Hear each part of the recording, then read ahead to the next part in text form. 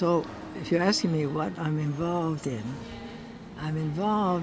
a visionary project that has the goal, the measurable goal, that no human being on earth should kill another human being.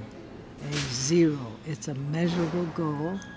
We can count the bodies, how many murders, how many people are killed from homicide through crime, through terrorism, or whatever, or counterterrorism, or war.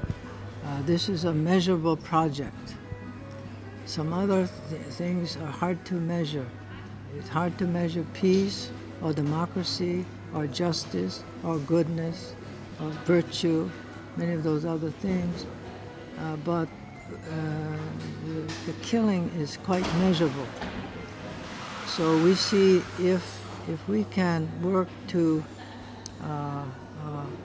remove the causes and the acceptance of killing, this will assist solving the other problems of disarmament, of the rich-poor gap in injustices, of the violations of human rights, of the destruction of the environment, and of the inability to cooperate among groups, nations, cultures, and so forth, locally within our communities and globally.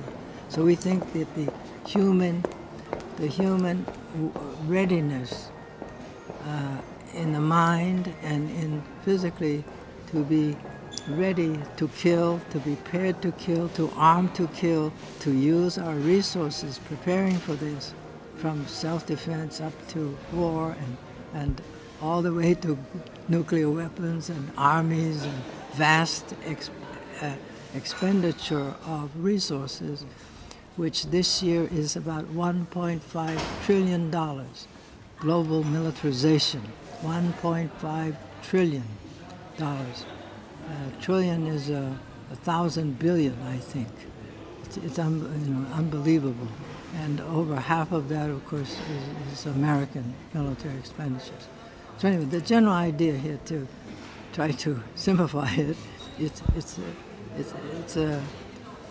a simple goal to reduce the killing of humans by humans, and the means are just open to infinite creativity, of which the arts are absolutely essential. So we must have spiritual creativity, scientific creativity, creativity of human skills and vocations and ability, and creativity in all the arts, the theater, the song, the poets, and the visual arts, and every kind of expression of the human talent and creativity. And so one day, I have experienced a rather unexpected experience. I was just standing up, and from my toes right up through the body, right up to the leg, a kind of electrical force went whoosh, right up like this. And 3 words came to me, silent words: no more killing. I didn't expect that. It just came. And then here becomes a problem. No more killing. Here I am. I'm a soldier.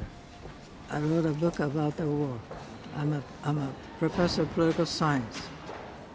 And I give a scientific description and a moral justification of a war.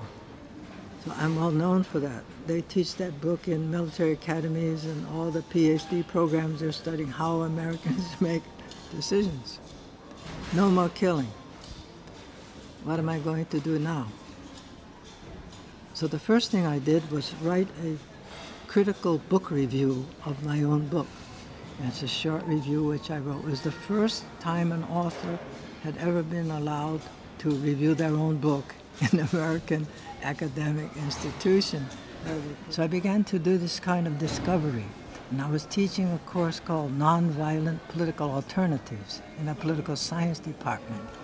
And very few students interested, and most of the other faculty, they don't care about nonviolence. There's not even a peace course. So I'm kind of alone doing this without a lot of cheering and so forth. But I thought this is the obligation of a scholar in a so-called free society, a scholar who's given the luxury of people are working, they're laboring, they're paying their taxes. They're enabling an intellectual, a scholar like me, to devote their life to inquiry, to learning. And I felt an obligation. We all should, who have the luxury of being a professor in any university, being supported by the people.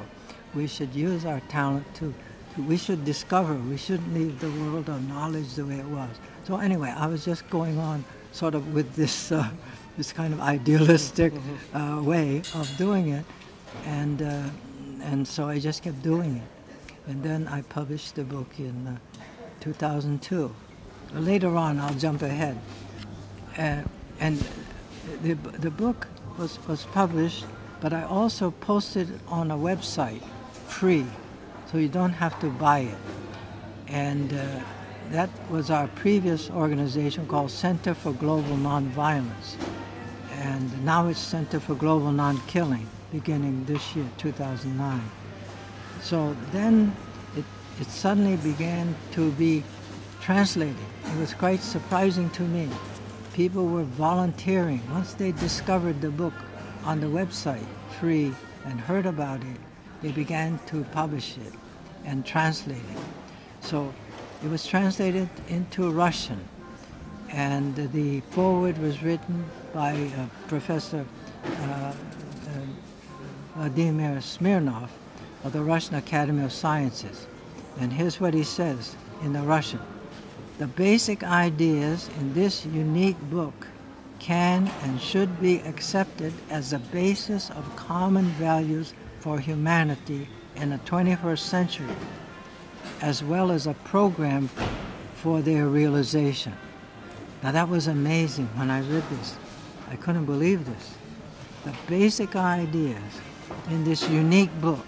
It's unique because the first book in English language with the word non-killing in it. It's the first book in English language that ends up with, is it possible to stop killing each other? The last word in the book says yes. So it's unique. Well, the basic ideas it's possible, and should be accepted as a basis of common values. That's a common value. Just one value. We won't kill each other. We won't threaten to kill each other. Maybe we can accept that. Now we can have many other values of faith or religion or whatever.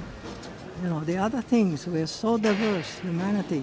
We can be so diverse. We don't have to all be one type of civilization and so on. But can we have one thing, even one thing we can agree on? Not complicated, not complicated. Just we agree not to kill it. That's what he's saying. But then what he goes on to say, this should be the common values of humanity in the 21st century.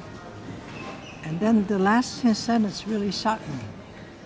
As well as a program for their realization.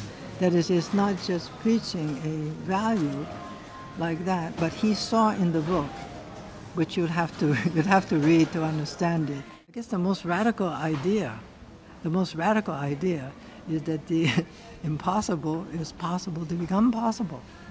I think that's the most radical.